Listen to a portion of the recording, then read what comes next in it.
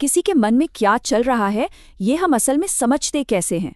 मतलब किसी का व्यवहार, उसका व्यक्तित्व, उसकी भावनाएं, क्या इन सब चीजों को वैज्ञानिक तरीके से मापने का कोई रास्ता है? इसका जवाब छिपा है एक साइकोलॉजिस्ट के टूल बॉक्स में।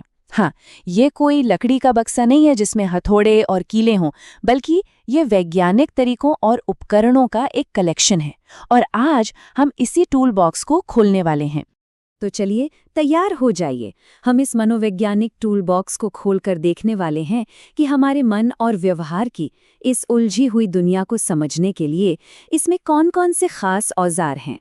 तो आज के सफर में हम मनोवैज्ञानिक के टूल बॉक्स को समझेंगे, फिर देखने की कला यानी ऑब्जर्वेशन को जानेंगे।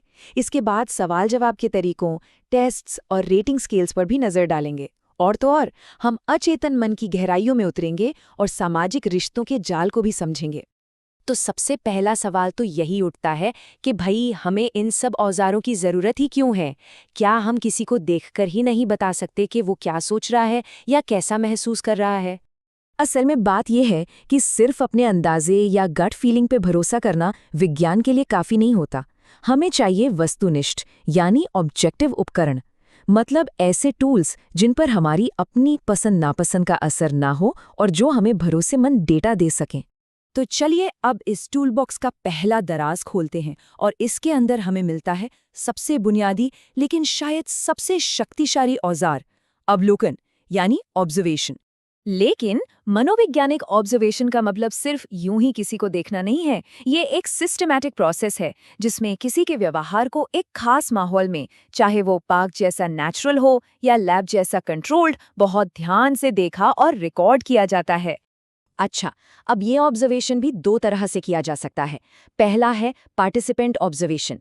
इसमें रिसर्चर खुद उस ग्रुप का हिस्सा बन जाता है जिसकी वो स्टडी कर रहा है, ताकि उसे अंदर की बात पता चले। और दूसरा है नॉन पार्टिसिपेंट ऑब्जर्वेशन। इसमें रिसर्चर दूर से ही सब कुछ देखता है, बिना ग्रुप की एक्टिविटी में शामिल हुए। चलिए अब टूल बॉक्स में अगले औजार की तरफ बढ़ते हैं। ये वो तरीके हैं जहां जानकारी सीधे उसी इंसान से ली जाती है जिसके बारे में हम जानना चाहते हैं। इन्हें कहते हैं सेल्फ रिपोर्ट टेक्निक्स। अब इसके अंदर भी कई जाने पहचाने टूल्स आते हैं, जैसे कि आमने सामने बैठकर बात करना यानी इंटरव्यू, या फिर सवालों की एक पक्की लिस्ट जिसे हम शेड्यूल कहते हैं। और हाँ, प्रश्नावली मतलब क्वेश्चन है तो हम सबने कभी न कभी भरा ही होगा, और रेटिंग स्केल्स भी इसी का हिस्सा है। अब ये जो क्वेश्चनेयर हैं, ये भी दो तरह के होते हैं। एक होते हैं ओपन एंडेड, जहां आपको लिखने की पूरी आज़ादी होती है, जैसे इस बारे में आपके क्या विचार हैं। और दूसरे होते हैं क्लोज्ड एंडेड, जहां आपको दिए गए ऑप्शंस में से ही चुनना होता है, जैसे हाँ या नहीं। जाहिर है दोनों से हमें अलग अलग तरह की जानकारी मिलती है। ठीक है, अब आते हैं कुछ और ज़्यादा स्ट्रक्चर्ड यानी व्यवस्थित उपकरणों पर। हम बात कर रहे हैं टेस्ट्स और रेटिंग स्केल्स की।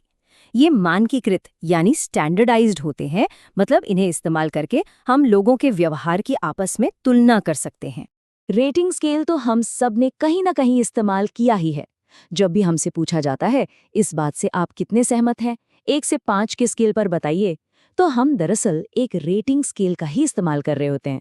ये किसी भी भावना या विचार की तीव्रता को नापने का एक बहुत सरल तरीका है। और जब बात आती है मनोवैज्ञानिक टेस्ट्स की, तो इनकी तो बहुत सारी किस्में हैं। कुछ होते हैं वर्बल यानी भाषा पर आधारित, और कुछ होते हैं नॉन वर्बल जिनमें तस्वीरों या पैटर्न का इस्तेमाल होता है। कुछ टेस्ट स्टैंडर्डाइज्ड होते हैं जिन्हें हजारों लोगों पर आजमाया जा चुका होता है, जबकि कुछ खास ज़रूरत के हिसाब से बनाए जाते हैं। और हाँ, ये टेस्ट अकेले में भी लिए जा सकते हैं और ग्रुप में भी। लेकिन हमारे व्यक्तित्व के कुछ हिस्से ऐसे भी हैं जो इतनी आसानी से नज़र नहीं आते, जो हमारे अचेतन मन में छिपे होते हैं। उन तक पहुंचने के लिए साइकोलॉजिस्ट के टूल बॉक्स में कुछ बहुत ही खास और दिलचस्प औजार हैं। इन्हें कहते हैं प्रक्षेपी तकनीकें या प्रोजेक्टिव टेक्निक्स। इसका फंडा बड़ा सिंपल है। आप किसी को कोई अस्पष्ट सी चीज़ दिखाते हैं, जैसे स्याही का एक धब्बा, और उनसे पूछते हैं कि उन्हें इसमें क्या दिख रहा है। माना ये जाता है कि जो भी जवाब वो देंगे उसमें वो अनजाने में अपनी छिपी हुई भावनाओं, अपने डर और अपनी इच्छाओं को उस धब्बे पर प्रोजेक्ट कर देंगे। मशहूर रोरशाक इंक ब्लॉट टेस्ट इसका सबसे अच्छा उदाहरण है। और इन टेक्निक्स की सबसे खास बात यह है कि इनमें कोई भी जवाब सही या गलत नहीं होता। हर जवाब बस उस इंसान के अचेतन मन की एक खिड़की की तरह होता है। यहाँ सारा जोर इस बात पर है कि जवाब का मतलब क्या है, ना कि जवाब सही है या गलत। तो चलिए अब टूल बॉक्स के आखिरी औजार की ओर चलते हैं। ये टूल किसी इंसान को अकेले में नहीं देखता, बल्कि एक ग्रुप के अंदर उसके सामाजिक रिश्तों के जाल को समझने में हमारी मदद करता है।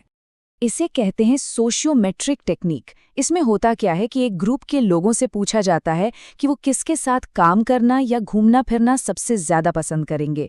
इस सारे डेटा को पहले एक टेबल में डाल दिया जाता है, जिसे मैट्रिक्स कहते हैं।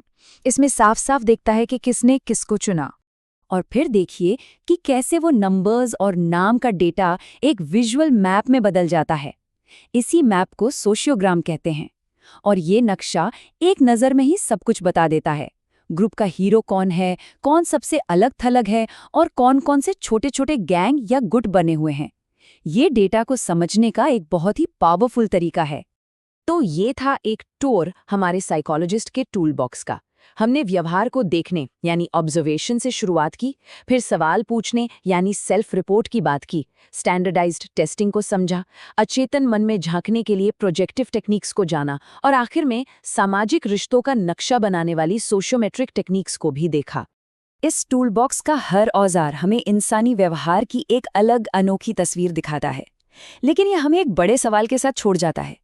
सोचिए, अगर किसी एक इंसान को सच में गहराई से समझना हो तो इस टूल बॉक्स में से कौन सा एक औजार सबसे ज्यादा काम आएगा?